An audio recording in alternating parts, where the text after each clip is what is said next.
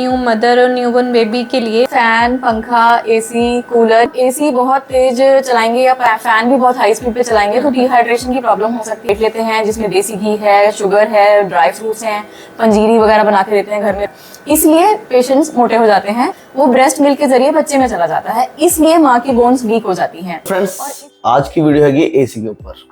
Delivery के बाद जैसे कि मदर हो गई और न्यूबॉर्न बेबी हो गया, उनके लिए एसी, कूलर, हीटर, ये सब कुछ चीजें ठीक है या नहीं, चलानी चाहिए गर्मियों में चलानी चाहिए, कितनी चलानी चाहिए या नहीं, एसी, कूलर, पंखा या क्या चलाना चाहिए, और चलानी चाहिए तो कैसे चलानी चाहिए, ये सारा कुछ पूछने वाले हैं। और इस वीडियो में बच्चे के लिए और माँ के लिए क्या क्या चीजें जरूरी होती है अगर हम ये चीज चलाते हैं। चलो डॉक्टर रुचिका मैम को पूछते हैं। अगर वीडियो अच्छी लगे तो लाइक करना, जल्दी जल्दी पूछो। अगर आपको कोई सवाल है आप भी कमेंट कर देना जल्दी। मैम, डिलीवरी के बाद न्यू मदर और न्यूबॉर्न बेबी के लिए फैन, एसी, कूलर ये चीज़ें ठीक है या नहीं है, और अगर चलाएं तो ये कितने टेम्परेचर पे चलाएं और कौन से मंथ में कौन सी चलानी चाहिए चीज़? डिलीवरी के बाद फैन, पंखा, एसी, कूलर ये सब चीज़ें हम गर्मी से बचने के लिए चलाते हैं। पहले के ज़माने में एक मिथ थी कि डिलीवरी के बाद प्रेग्नेंट लेडी को बिल्कुल भी हवा में नहीं रखना चाहिए, पंखा, एसी, कूलर सब बंद कर देते थे। माँ और बच्चा गर्मी में रहते थे, पसीने में रहते थे, जो कि बिल्कुल भी हेल्दी नहीं था और इसके पीछे कोई भी साइंटिफिक लॉजिक नहीं है।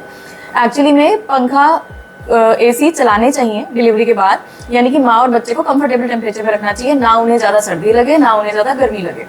जैसे ह्यूमन बॉडी का टेम्परेचर सेम रहता है ऑल थ्रू आउट, ऐसे ही उनके रूम का टेम्परेचर भी उन्हें कांस्टेंट रखने में कोई नुकसान नहीं है। जैसे बच्चा जब माँ के अंदर रहता है तो वो माँ के बॉडी टेम्परेचर पे यानी 37 डिग्री पे रहता है। बाहर आने के बाद बेबी को हवा में सांस लेनी है, हवा में रहना है।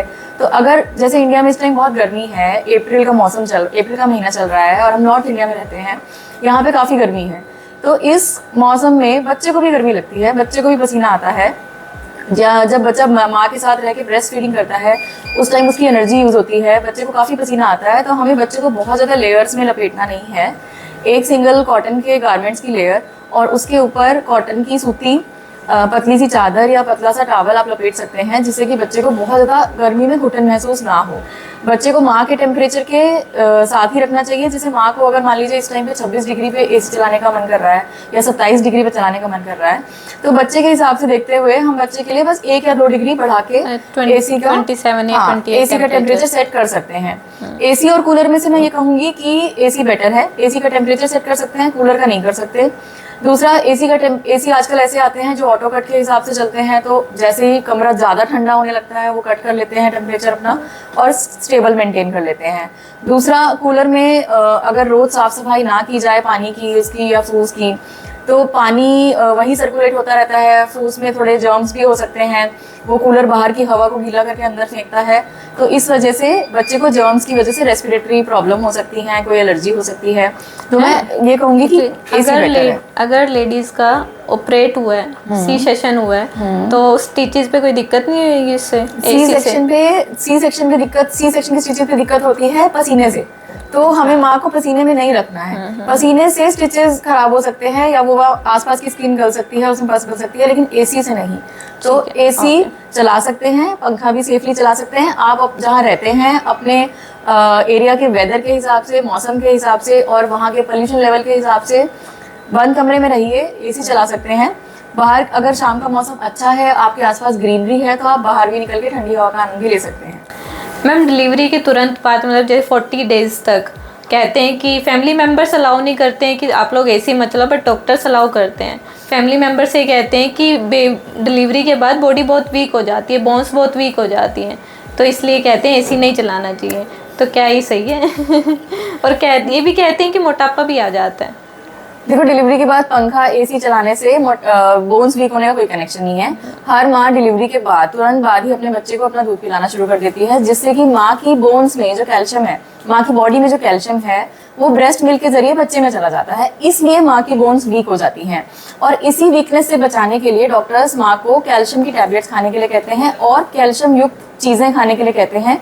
फॉर एग्जाम्पल दूध और दूध से बनी हुई चीज़ें जैसे कि पनीर, दही, चीज़, अंडा या नॉनवेज वगैरह, जिससे कि माँ की बोन्स वीक ना हो। तो इस जो बोन्स वीक होने वाला रीज़न है, इसमें पंखे और एसी का कोई रोल नहीं है, ये ठीक है माँ के लिए। दूसरा आपका क्वेश्चन था मोटापा आ जाता मोटापा। है। मोटापा डिलीवरी के बाद 40 दिन तक इसलिए आता है क्योंकि आप खाते हैं अच्छे से, अच्छी डाइट लेते हैं जिसमें देसी घी है, शुगर है, ड्राई फ्रूट्स हैं, पंजीरी वगैरह बना के देते हैं घर में लोग, और आपकी 40 दिन तक फिजिकल एक्टिविटी बहुत कम रहती है क्योंकि आपको सिर्फ अपना और अपने बेबी का ख्याल रखना है, आपको घर का काम वगैरह करना नहीं होता है, इसलिए पेशेंट्स मोटे हो जाते हैं। तो ये वेट उनको बाद में एक्सरसाइज करके शेड ऑफ करना पड़ता है। ठीक है। और मैम फैन 5 नंबर पे चलाना चाहिए, कम चलाना चाहिए, मदर के लिए कौन सा सही है? जब अगर आप एसी बहुत तेज चलाएंगे या फैन भी बहुत हाई स्पीड पे चलाएंगे तो डिहाइड्रेशन की प्रॉब्लम हो सकती है। इसीलिए मैं साथ में कहती हूँ प्रेग्नेंट लेडी डिलीवरी के बाद आप अपनी हाइड्रेशन का ध्यान रखें, आप लिक्विड्स लेते रहें बीच बीच में, जिससे कि आपको या आपके बेबी को डिहाइड्रेशन ना हो। कितना लिक्विड होना चाहिए टोटल?